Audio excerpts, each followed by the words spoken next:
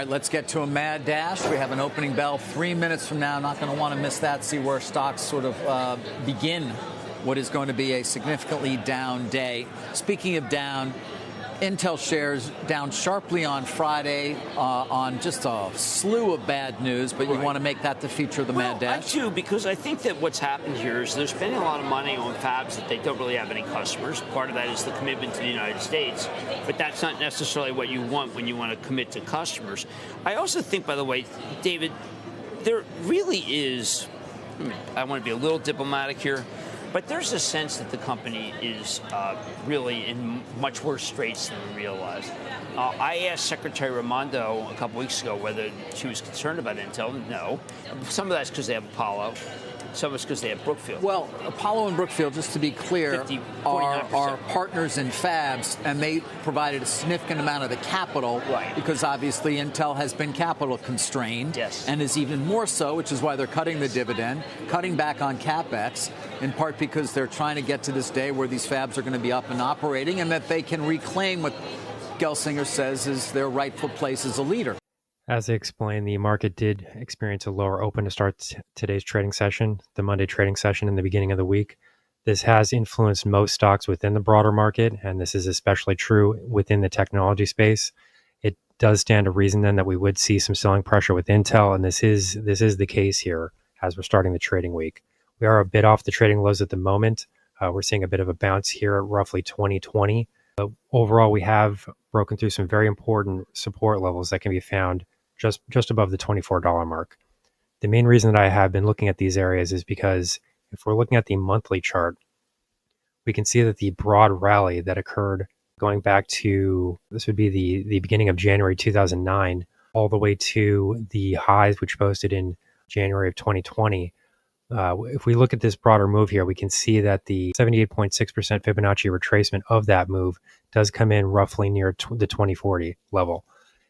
In addition to that, we have seen some significant bounces off of this area. Specifically, this occurred, this would be the October 2022 trading period.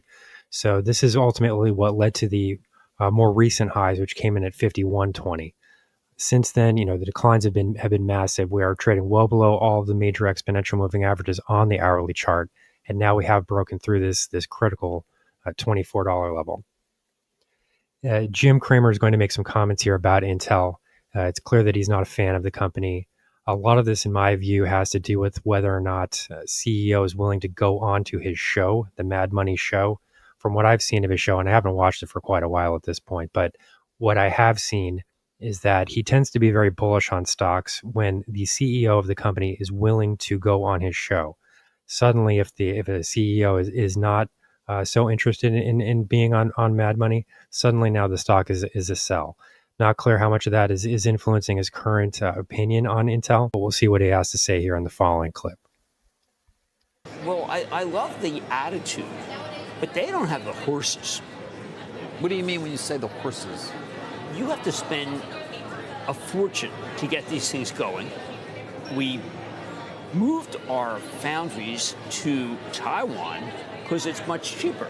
He's going full bore, Gelsinger, in the most expensive areas. I thought his conference call was, it was frankly unconscionable. If China and also, were to invade Taiwan, that would change everything then, right? Well, they need geopolitical. Yeah. They actually need I mean, there's something. Like, yes, it'd be a safe zone if China, I don't even want to put that out there, but I thought he was incoherent on the call. And a lot of the questions were directed to the CFO after because of his incoherence. I don't think that he realizes how big the problems are. And I think, ready? Yeah, I'm ready. I think it's really over his head. I'm sorry, say that again? I think it's over his head. Over his head? Yeah, because I think you've got Dell and Lenovo and their HP trying to figure out if they need to do a second source. You have Lisa Su so ready to do anything they need. He missed remember in 2009, he was let go by Intel because he was doing graphics. Well, who won in graphics? NVIDIA. So I just think that there's a little history here. We should not presume that Intel stumbled. We have to presume that Intel's flat on its face. So in Jim Cramer's view, the semiconductor industry is over Pat Gelsinger's head, and he doesn't seem to be able to understand how to actually succeed in these markets relative to the competition. There are some valid concerns here, to be sure. I'm not sure if Jim Cramer is really in the position to be making these types of criticisms. Overall, if we do look at the price chart here, we can see that this major level at 2440 has been broken. If we move down to the shorter term timeframes here, I will move down to the daily chart here, and we can see that the current trading session is trading in negative territory here. We do have a red day after this substantial gap that was made to the downside. Overall, this is a very significant price gap. There's no doubt about that. If we look at the upper end of the price gap, we can see that the formation comes in at roughly 28.90. And then we can see that this extends all the way down to roughly 21.90. So this is a very significant price gap in percentage terms. As it stands, we're obviously well below the exponential moving averages. What remains to be seen here is whether or not we will be filling this price gap anytime soon.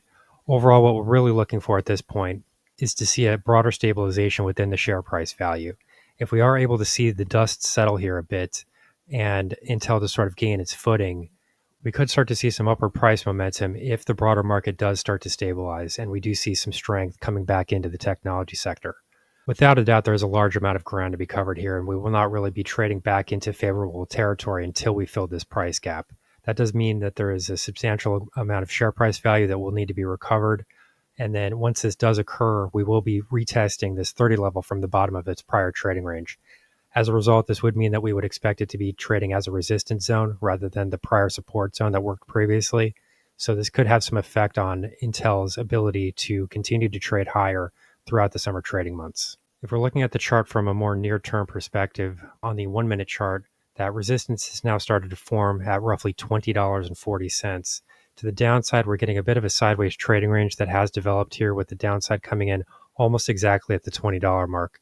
So we've got a range trade here of roughly 40 cents for anyone that's interested in trading this stock from a very short-term perspective. As I said, this is the 1 minute price chart that I'm currently looking at.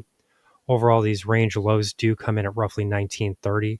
So if we do see a break below the $20 mark, the ultimate risk would be for a drop back to this 19.30 level.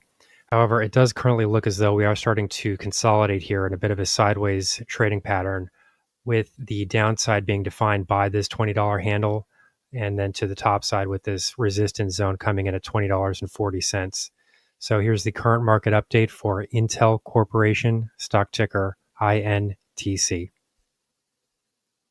Our high value trading strategies membership is currently available for a limited time for only $9.99 per month. These high conviction investment strategies are characterized by superior risk to reward metrics that target massive market beating returns over time. Join now to outperform the market. Lock in this special introductory rate of just $9.99 per month for the entire lifetime of your membership, and start trading stocks with the pros.